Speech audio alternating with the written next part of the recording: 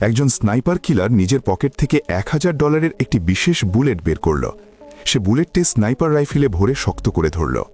আসলে সে অনুষ্ঠানে আসা রাষ্ট্রপতিকে টার্গেট করতে যাচ্ছিল, কিন্তু ট্রিগার চাপার ঠিক আগেই হঠাৎ অন্য কেউ রাষ্ট্রপতির স্ত্রীকে গুলি করে বসে।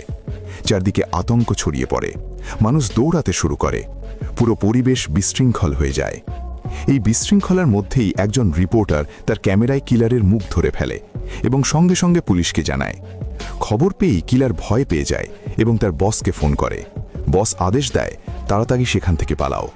কিলার দ্রুত সিঁড়ি দিয়ে নিচে নামতে থাকে এবং জানালা দিয়ে বাইরে পরিস্থিতি দেখতে থাকে।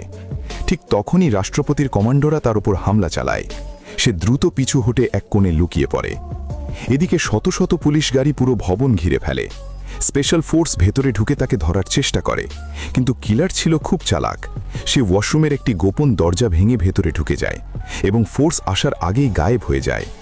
এখন সে এমন এক জায়গায় পৌঁছায় যেখানে কিছুটা সময় পায় পরবর্তী পরিকল্পনা করার জন্য। ঠিক তখনই স্পেশাল ফোর্স পুরো ভবনে স্মোক বোমা ছুড়ে দেয়। কিলার দ্রুত একটি কৌশল ভেবে ফেলে। সে চুপিসারে এক পুলিশ সদস্যের ওপর হামলা করে, তাকে নিঃশব্দে অজ্ঞান করে ফেলে। তারপর তার ইউনিফর্ম পরে নেয় এবং অজ্ঞান পুলিশ সদস্যকে স্ট্রেচারে তুলে অ্যাম্বুলেন্স পর্যন্ত নিয়ে যায়। কারো মনে সামান্য সন্দেহও জাগে না। সুযোগ বুঝে সে অ্যাম্বুলেন্স থেকে নেমে পালিয়ে যায়, কিন্তু ছাদে থাকা এক পুলিশ সদস্য তাকে দেখে ফেলে এবং গুলি চালাতে যায়। ঠিক তখনই কিলার ঝোপের আড়ালে মিলিয়ে যায়। এরপর আর কেউ তাকে খুঁজে পায় না। কিলার বাড়ি ফিরে ইউনিফর্ম খুলে শান্তভাবে বসে পড়ে। হঠাৎ টিভিতে সেই রিপোর্টারকে দেখা যায় যে তার মুখ ক্যামেরায় ধরেছিল। সে সবার সামনে কিলারের মুখ ও পরিচয় প্রকাশ করছে। এটা দেখে কিলার ঘাবড়ে যায়। সে রিপোর্টারের সব তথ্য জোগাড় করে এবং রাতের অন্ধকারে তার বাড়িতে গিয়ে তাকে অপহরণ করে। কিলার তার কাছে সেই ক্যামেরা চায় যাতে তার ছবি ছিল, কিন্তু রিপোর্টার হঠাৎ তার মুখে স্প্রে ছুঁড়ে মারে। তবুও স্প্রেটা কিলারের উপর কোনো প্রভাব ফেলে না। সে রিপোর্টারের ব্যাগ তল্লাশি করে এবং একটি মেমোরি কার্ড খুঁজে পায় যাতে তার ছবি ছিল, কিন্তু সে ডিলিট করার আগেই অন্য চ্যানেলগুলো তার মুখ প্রচার শুরু করে।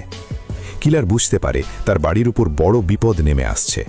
সে রিপোর্টারের হাত ধরে দ্রুত পালাতে থাকে। হঠাৎ প্রচণ্ড বিস্ফোরণ হয়। কেউ তার বাড়িতে বোমা মেরেছে। কোনো মতে কিলার ও রিপোর্টার বেঁচে যায় এবং গাড়ি নিয়ে পালিয়ে যায়।